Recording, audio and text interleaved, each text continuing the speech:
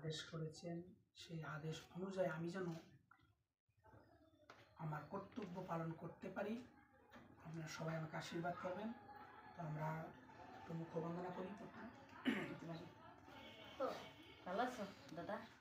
ওম অজ্ঞান সামনে আসবে না, জ্ঞানঞ্জন বামে রেখে ওই পিছন থেকে সেবা দাও। চক্ষুরুন্মিলিতং যেন তস্मै শ্রী গুরুবে নমঃ।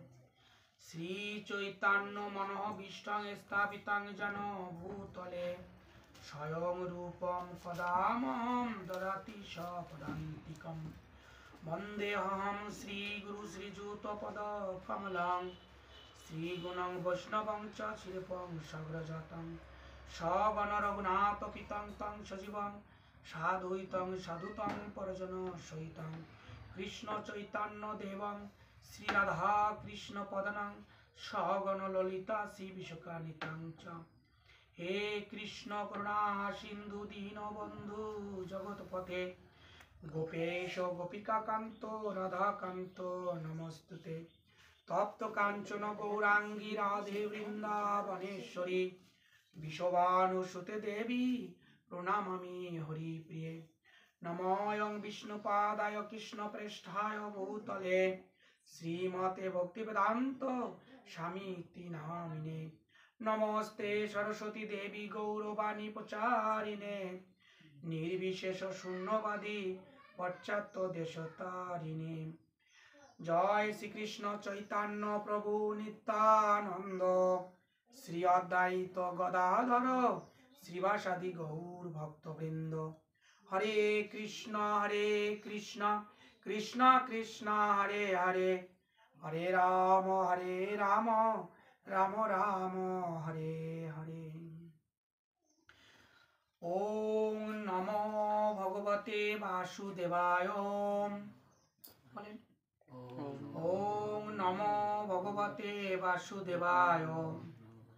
ওম নমো ভগবতে বাসুদেবায়। নারায়ণং নমস্কৃত নরশ্চৈব নরোত্তমং দেবীং সরস্বতী ব্যাস ততো জয়মুদীরয়। নষ্ট প্রায়াসু অভদ্রেষু নিত্যং ভাগবত সেবায়। ভাগবতের উত্তম শ্লোকে ভক্তির ভাবতি নষ্ট কি। মুখং করোতি বাচালং পঙ্গুলঙ্ঘায়েতে গিরিম যৎকৃপাতমহং বন্দে পরমানন্দ মাধব। জয় শ্রীমদ্ ভাগবত গ্রন্থরাজ গীতা যথাযথ কি। জয় শ্রীলা প্রভুপাদ কি। জয় শ্রী গুরুদেব কি। জয় নিতাই গৌরপানন্দে।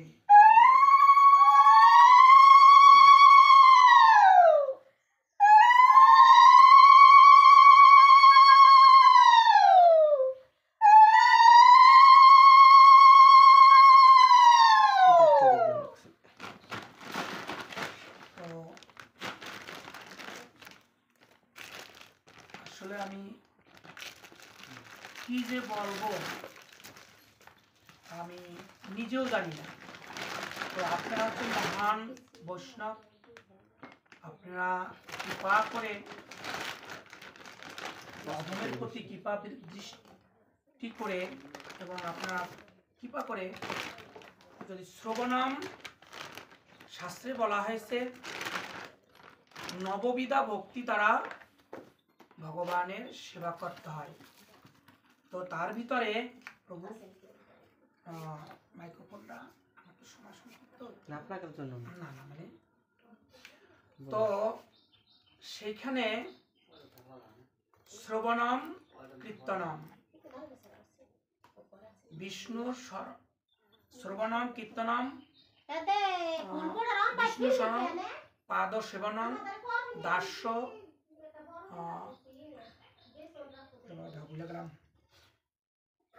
শ্রবণম কীর্তনম বিষ্ণু শরণম পাদ সেবনম দাস্য সাক্ষ্য আত্ম নিবেদন।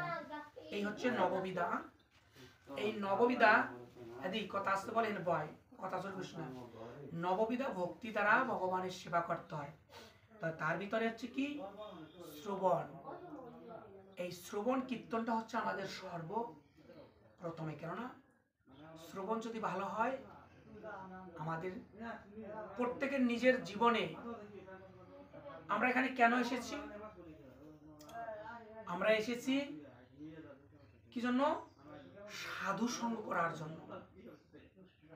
সাধু সঙ্গ সর্বশাস্ত্রে কয়, লভমাত্র সাধু সঙ্গ সর্বসিদ্ধি হয়। এই সাধু সঙ্গটা কেমন?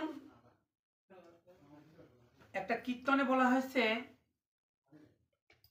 গঙ্গার পরশ হইলে পশ্চাতে পবন, দর্শনে পবিত্র করো এই তোমার গুণ। যেমন মানুষ মনে মনে চিন্তা করে আমি খুব পাপ করেছি, তাই না? চিন্তা করে না যে আমি খুব পাপী, তো আমি গঙ্গা স্নান করলে পবিত্র হব। এই তো এরকম ভাবে না সবাই, যে গঙ্গা স্নান করলে আমাদের পাপ বিদরিত হয়। কিন্তু সেই পাপটা কোথায় যায়? আমার দেহের পাপ গেল, আমি গঙ্গা স্নান করছি, কোথায় গেছে? গঙ্গার কাছে। গঙ্গার কাছে গেছে সেই পাপগুলো। তো গঙ্গা সেই পাপ কি করবে? অনেক পাপ প্রতিদিন গঙ্গা স্নান করতেছে, তো গঙ্গার কাছে পাপ জমা হইতেছে না? সেই পাপ কোথায় যাবে? শাস্ত্রে সেই কথা বলছে, গঙ্গারও পরশ হইলে পশ্চাতে পাবন, দর্শনে পবিত্র করো এই তোমার গুণ। গঙ্গার স্নান করার পরে তখন পাপ বিদরিত হয়, কিন্তু শাস্ত্রে বলছে বৈষ্ণব দর্শন করা মাত্রই পাপ বিদরিত হয়। সেই বৈষ্ণব যখন গঙ্গার কাছে যে স্নান করে তখন গঙ্গা পবিত্র হয়। বৈষ্ণব যখন গঙ্গা স্নান করে তখন গঙ্গা পবিত্র হয়, বৈষ্ণব পবিত্র হয় না। ওই পাপ তখন গঙ্গাকে মুক্ত করে বৈষ্ণব। তো বৈষ্ণবের কতটা গুণ! তো সেই বৈষ্ণব ছিলেন কে? এই কলির যুগে শিলা প্রভুপাদের মতো এত বড় মহান বৈষ্ণব আমরা সচরাচর দেখতে পাই। যে মজেছে সেই এই রস পান করেছে। এই কৃষ্ণ ভাবনামৃতে যদি কেউ ডুব না দেয় সাগরে, সে মধু, যেমন একটা বোতলের ভিতরে যদি মধু থাকে, মধুরের বাহির পিঠটা যদি কেউ চাটে বোতলের, সে কি মধু পাইতে পারবে? মধুর স্বাদের কথা কেউ বলতে পারবে? পারবে না। কখন পারবে? সে যদি হাতে ঢাইলা বা কিছুতে নিয়ে যদি খায়, তখন সে বলতে পারে না রে, মধুর স্বাদটা এরকম। তাই কৃষ্ণ ভাবনামৃতের এই অমৃতের যে পান করেছে সেই একমাত্র বুঝতে পারছে যে আসলে কৃষ্ণ ভাবনামৃত কি। তাই শিলা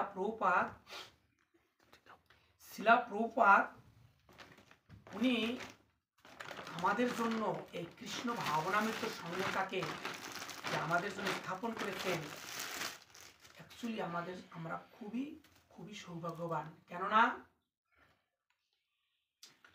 এই কলির যুগে মানুষ এতটাই ব্যস্ত আর এতটাই তারা মন্দভাগ্য, তো তাদের এই কৃষ্ণ ভাবনামৃত সঙ্গে যোগদান করার মতো সময় খুবই কম। তাই এই কলির যুগে হচ্ছে মানুষ অল্প আয়ু, মন্দগতি, ভাগ্যহীন। এটা ভাগবতে বলেছেন। কোথায়?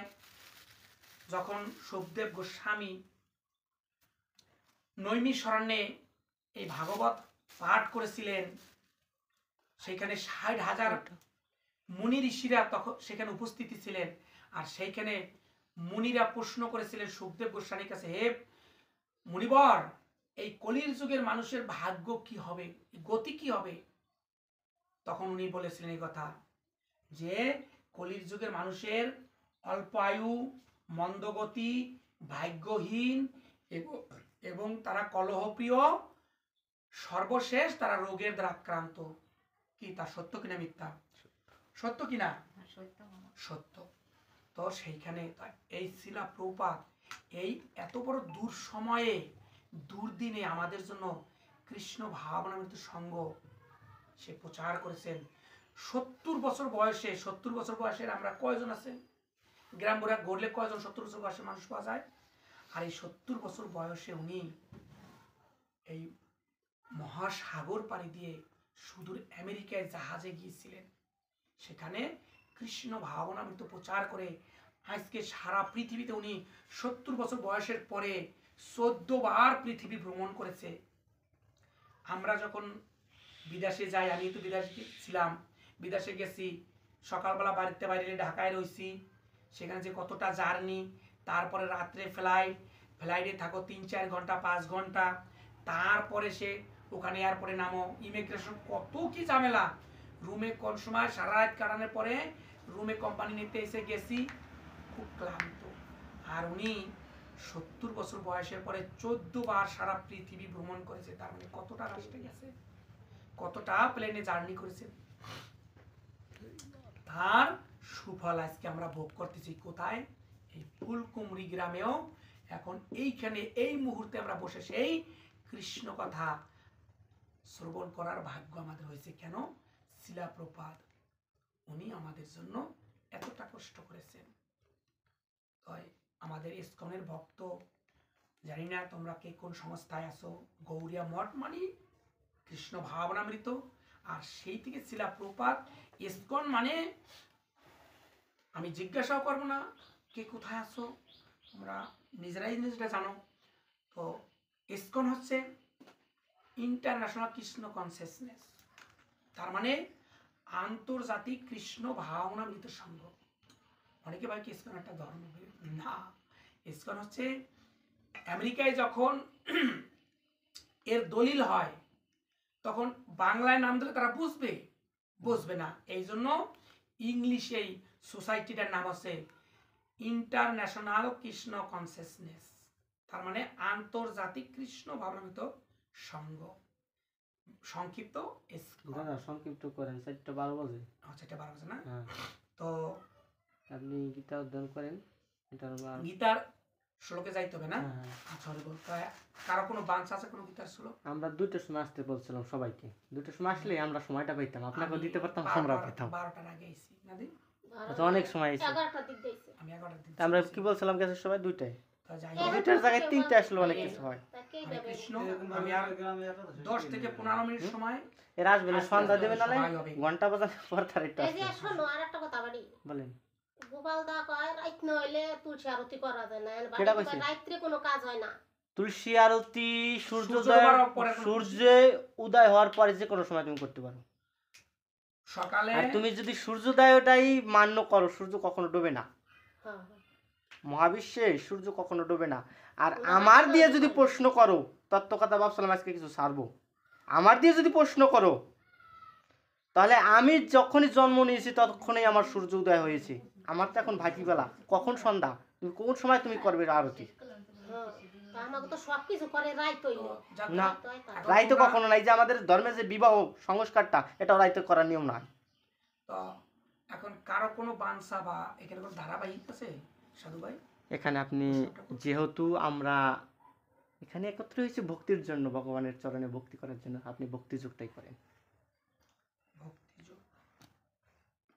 নাকি বলেন? আপনাদের কোনো সমস্যা? হরে কৃষ্ণ। ঠিক। আজকে ভাবছিলাম কিছু আমার বাবাজি গোপীনাথের মতন কিছু ছাড়বো, কিন্তু সেই লোক নাই। কেউ আসে না, দেখছো বাড়ি টাকা দাও। আজকে মনে করো একটা দিন কাজ কম তারপরে কি হয়। এই যে কেন এসি, আমার ওই অত কিছুর দরকার, আমি তো মুখ্য সূক্ষ্ম মানুষ, বুঝছেন? এইটা নইছে, এইটা দিকেই তারপর সময়ের অভাব হবে, তাই তো সময় দিতে পারবেন না, আমারও করার সময় হবে না আর কি।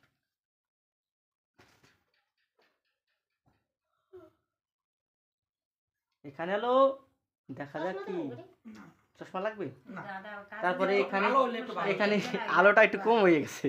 ঈদের মোবাইল একটা আলো। এই জায়গায় ছাড়বো দেবো। করলে একটু পরে একটা ফোলা যাবে না ওই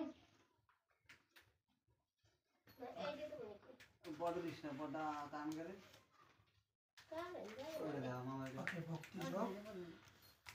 দ্বাদশ অধ্যায় এই তো দেখছো, শ্রীমদ ভগবতে দ্বাদশ অধ্যায় 18তম শ্লোক, 18,000 শ্লোক। আর এখানে পাঠ করছেন আজকে কত? দ্বাদশ অধ্যায়, খুব মিলে গেছে। দ্বাদশ অধ্যায় ভক্তিযোগ। তো আপনাদের দ্বাদশ অধ্যায় থেকে প্রশ্ন, আপনার কোনো বাঞ্ছা শ্লোক করতে না, আপনি দ্বাদশ অধ্যায় থেকে শুরু করেন। অধ্যায় একটা শ্লোক তো আলোচনা করতে তো অনেক সময় লাগবে, ওকে একটাই যথেষ্ট। একটা শ্লোক শোনেন, যারা জ্ঞানী তারা বলে যে শ্রীমদ ভগবতের যে গীতার একটা বাক্য সেটা আমি ব্যাকরণ দিয়ে কুল পাবো না, হ্যাঁ। অন্তত সেই জ্ঞানটাই হুম। আমার ধারণ করার আজ পর্যন্ত যোগ্যতা হয়নি। ধর্মের কোনো শেষ নাই বাড়ি, গোবিন্দের কিসের কোনো শেষ নাই। মৃদঙ্গ কিরা কি গেছে দাদু? হয় দাদু বারান্দায়। দাদু ডিউটি ঠিক আছে। ঠিক আছে উনি সময় পায় না। গোপালটা তো সময় সময় পায় পায়নি, না, মানে উনি ওই যে যে বেলায় কাজ আসতে। করে। উনি হেডনের কামে বান্ধে উনি সকল দিন সন্ধ্যায় আসে। সন্ধ্যায় এসে দেখা যায় কি এদিকে সংসার বর্তমান উনি পরিস্থিতি যে সময় বিবাহ করছে সেই সময় তো এই পরিবেশ ছিল না। এখন যে পরিবেশ, এই পরিবেশ যদি সেই সময় থাকতো তাহলে তেমন ঘরে একটা যদি একজন নারী হতো তাহলে কিছুটা উনি আগাইতে পারতো। আর যেটুকু আগাবে ওনার পা টাইনে ধরে। পিছনে তো টানে। তা গোপালের তো টানে না। গোপালের তুমি ওভেলে তিলক ধারণ করছো কেন? হুম? ওভেলে তিলক ধারণ কেন? এই যে কোনো মতে এভেলে একটু দিয়ে এভেলে একটু দিছে, এটা কেন? আমার বাবাজি বলছেন তিলক ছাড়া যদি কেউ মানে ই করে তার এই যে যে যে লওয়ারটা শ্মশান সম শ্মশান। তো ভক্তিযোগ দ্বাদশ অধ্যায় শ্লোক নাম্বার 9 নাম্বার শ্লোকটা আমি একটু আলোচনা করবো, তারপরে বৈষ্ণব ঠাকুর আপনাদের সাথে আলোচনা করে আমি চলে যাব। আমাকে প্রার্থনা করবেন। শ্লোকটা হচ্ছে অথ চিত্তম মনাধাতুম ন শোকসি ময়ি স্থিতম অভ্যাস যোগেন তত মাম ইচ্ছাতুম ধনঞ্জয়। তো শব্দগুলো অথ আর যদি, চিত্তম মন, সমাধাতুম স্থাপন করতে, ন না, এইটা হরা সংকুচিত না সংক্লিশি সক্ষম হও, মই আমাতে স্থিরম স্থির ভাবে, অভ্যাস যোগেন যোগের দ্বারা, তত তাহলে, মাম আমাকে, ইচ্ছা করো, আপ্তুম প্রাপ্ত হতে, ধনঞ্জয় হে ধনঞ্জয়। তো অনুবাদ, হে ধনঞ্জয়, যদি তুমি স্থিরভাবে আমাতে চিত্ত সমাহিত করতে সক্ষম না হও তাহলে অভ্যাস যোগের দ্বারা আমাকে প্রাপ্ত হতে ইচ্ছা করো। কি বলছে ভগবান? এখানে 12টা অধ্যায় চলে গেছে, 11টা অধ্যায় চলে গেছে, 12 যোগে 12 অধ্যায়ে ভক্তি যোগ, এখানে অভ্যাস যোগ গেছে, প্রথম অধ্যায়ে বিষাদ যোগ গেছে, দ্বিতীয় অধ্যায় সাংখ্য যোগ গেছে, তৃতীয় অধ্যায় কর্মযোগ গেছে, চতুর্থ অধ্যায় জ্ঞান যোগ গেছে, পঞ্চম অধ্যায় কর্ম সন্ন্যাস যোগ গেছে। এইভাবে একে একে 12 অধ্যায় সে কি বলতেছে? ভগবানকে ভক্তি যোগ দান করতেছে। কেননা ভক্তি যদি আমার হৃদয়ে না থাকে, যত কিছু শ্রবণ করি, যত কিছুই করি না কেন, সবই বৃথা। কেন? সেই কথা বলছে যে হে ধনঞ্জয়, যদি তুমি স্থিরভাবে আমাতে চিত্ত সমাহিত করতে সক্ষম না হও তাহলে অভ্যাস যোগের দ্বারা আমাকে প্রাপ্ত হতে ইচ্ছা করো। তার মানে কি?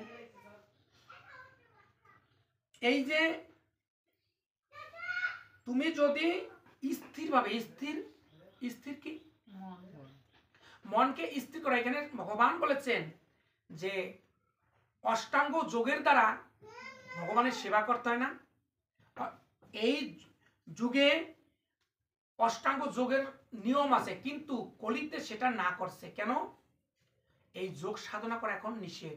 কারণ এই যে কথা আমি বলেছিলাম যে কলির যুগের মানুষের কি গতি ভাগবতে বলেছে, কিন্তু গীতাও সেই কথাটাই বলেছে যে তুমি যদি স্থিরভাবে আমাকে ভজনা নাও করতে পারো, তুমি অল্প অল্প করে কি করো? অভ্যাস দ্বারা। কি অভ্যাস? এইখানে সেই কথায় আলোচনা যে তুমি মন স্থির না। এই কলির যুগের মানুষের মন স্থির না। কেননা যেমন এর আগে অনেক আলোচনা হয়েছে গীতার ভিতরে, যেমন নিরাকার সাধনা, আকার সকার আর নিরাকার সাধনার কথা এখানে আলোচনা হয়েছে আগে। ভগবান বলছে, যেমন এক্সাম্পল, আমি যদি কেউকে না চিনি, যদি না চিনি, তার সম্বন্ধে আমি কিছু বিবরণ দিতে পারবো? তাকে কি আমি হৃদয়ে ধারণ করতে পারবো? তো সেইখানে এই গীতার ভিতরে ভগবান বলেছে যে তুমি স্থিরভাবে, যদি ধ্যান করা এখন সম্ভব না, কলির যুগে ধ্যান হয় না, একটু সাউন্ড কানে আসলে ধ্যান ভঙ্গ হয়ে যায়, তো কি করা যায়? অভ্যাস যোগের দ্বারা অভ্যাস করো। কি অভ্যাস? এই যে ভগবানের সেবা পূজা করা অভ্যাস করো। তুমি গোবিন্দর সাথে যুক্ত হও, ভক্ত সঙ্গ করিয়া ভক্তের কাছে গেলে ভক্ত কি বলে? এই যে প্রভু যে কথাটা বলছে, উনি কত বাঞ্ছা করে আজকে আসছেন যে কিছু তত্ত্ব শোনাবে, এই মানুষটা ওনার ভিতরে আছে। তো এই প্রভু উনি কতটা পারফেক্ট ভাবে উনি নিজেকে সংযুক্ত করে এখানে আসছেন যে আজকে আমি গিয়ে এই কথাগুলো, ভগবানের কথাগুলো ভক্তদের কাছে শোনাবো। তো সেটা শুনতে পাবেন। আমি একেবারে সময় নেব, তারপরে আমার ভাই যেহেতু বৈষ্ণব ঠাকুর, ওনাকে আমি, আমার আজকে সময় কম, যাইতে হবে উল্লবার একটা, সেখানে যে একটু আলোচনা করতে হবে। তো এখন আমরা অভ্যাস দ্বারা, এখানে ভগবান কি বলছে যে তাহলে অভ্যাস যোগের দ্বারা আমাকে প্রাপ্ত হতে ইচ্ছা করো। অভ্যাস যোগ, কি কি অভ্যাস করতে হবে? এই অভ্যাসের ভিতরে যাইতে হলে আমাদের সর্বপ্রথমে কি করতে হবে? এই যে প্রভু হয়তো বৈষ্ণব ঠাকুর অনেক জানে, অনেক সুন্দর বৈষ্ণব, অনেক নিয়ম কানুন পালন করে। তাই সর্বপ্রথমে আমাদের যদি বৈষ্ণব হতে হয়, আমাদের 4টা নিয়ম পালন করতে হয়। কি, তাই না প্রভু? বলেন বলেন। 4টা নিয়ম পালন করতে হয়। বৈষ্ণব হতে হলে, নিজেকে বৈষ্ণব হতে হলে, বৈষ্ণব সঙ্গ করতে প্রয়াস করলে 4টা নিয়ম পালন করতে হয়। আমিষ আহার বর্জন, দৌত ক্রিয়া বর্জন, নেশা বর্জন এবং পরস্ত্রী গমন, যেটাকে বলা হয়। তো এইখানে আমাদের সর্বপ্রথমে আমিষ আহার বর্জন যে যদি আমরা করি, সেইখানে এটাও অভ্যাসের ভিতরে পড়ে। অভ্যাস, আমি একদিনে কি একটা কিছু করতে পারবো? পারবো না। কি করতে হবে আমার? আস্তে আস্তে সঙ্গ করা। যেমন আপনি প্রভুর সাথে আসছেন, বৈষ্ণবটাকে আপনার কাছে অবশ্যই আপনাকে ভালো ভালো কথা শুনাইছে, আনছে কি প্রভু? সত্য কিনা? আপনাকে বলছে যে চল আমরা আজকে যাবানে ওইখানে অমুকের একটা কলা পাকছে, রাত্র হোক অন্ধকার হলে কলা ফানা কাইটাই না আমরা নিয়ে আসবানে, দেহের ইন্দ্র তৃপ্তি করবানে বলছে? বলে নাই। কি বলছে? চলো আমরা কোথায় একাদশীতে যাই, একাদশী সবাই ওখানে যাই, আমরা কৃষ্ণ আলোচনা করব, শ্রবণ করব। তো এই সুন্দরতা, এই হচ্ছে অভ্যাসটায় সাধু সঙ্গ করার ফলে। যেমন আমাদের শাস্ত্রে বলছে আমাদের ভিতরে আমাদের 2টা স্বভাব আছে। যেমন একটা হচ্ছে 2টা দোষ আছে আমাদের। সেটা কি? একটা হচ্ছে সঙ্গ দোষ, আর একটা হচ্ছে স্বভাবের দোষ। এটা আমার কথা না, শাস্ত্রের কথা। সঙ্গ দোষ, যদি সঙ্গ বর্জন করি সঙ্গ দোষ চলে যায়, কিন্তু স্বভাবের দোষ জন্মে জন্মে যায় না। এই জন্য আমাদের যত সঙ্গ, যেমন খারাপ সঙ্গ করলে খারাপ হওয়া যায়, সৎসঙ্গ করলে সৎ হওয়া যায়। সতের সঙ্গ করার পরে অল্প অল্প করে আমাদের অভ্যাসটা পরিবর্তন হয়। যেমন আমাদের হৃদয়ে ময়লায় পরিপূর্ণ হয়ে আছে, যখন ভক্তের সঙ্গ করব, ভক্ত একটু করে আমাকে কৃষ্ণ প্রেম দান করবে, ভক্তি জ্ঞান দান করবে, তখন আমার হৃদয় থেকে আস্তে আস্তে, যেমন আমার অঙ্গ প্রত্যঙ্গে খুব ময়লা আছে, সাবান এখানে ভরাইছি, ডলতেছি, আস্তে আস্তে ময়লা যাইতেছে, আস্তে আস্তে উপরে উঠতেছি। ঠিক তদ্রূপ এই হৃদয়ের ময়লা যখন ভক্তের কাছ থেকে শ্রবণ করব কৃষ্ণ কথা, তার কৃপায়, ভগবানের কৃপায় আস্তে আস্তে আমার হৃদয় থেকে ময়লা বিদূরিত হবে। আর সেই জায়গাটা যদি, ময়লাটা দূর হলে সেই জায়গাটা কি হবে? খালি তো হবে। তা খালি হইলে বৈষ্ণবে যে কৃপা দৃষ্টি করেছেন, ওই কৃপা আমার হৃদয়ে আস্তে আস্তে স্থান দখল করবে। ময়লা চলে গেলে কোনো জায়গা কখনো ফাঁকা থাকে না। যেমন এক কলস জল যদি থাকে, কলসের জলটা ঢেলে দিলে কলসটা কখনো শূন্য হয় না, ওখানে কি জায়গায় পরিপূর্ণ হয়? বাতাস। বাতাস। তাই হৃদয়ে ময়লা বিদরিত হলে সেখানে কি হয়? কৃষ্ণ প্রেম জাগৃত হয়, সেখানে ভগবানের প্রেম বাসা বাঁধে। ময়লা বিদরিত হয়েছে, কৃষ্ণ প্রেম সেখানে স্থাপন করেছে। তা এইভাবে বলছে একটু একটু করে অভ্যাসের দ্বারা তুমি আমার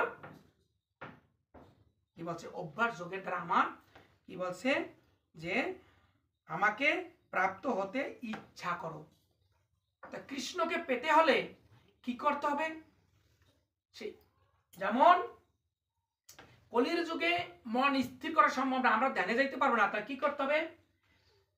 যদি কেউ হয়তো প্রভু অবশ্যই উনি ভগবানের ভোরবেলা উঠে ভগবানের যে পুষ্প চয়ন করে, তুলসী পত্র চয়ন করে, তারপরে সে কি করে?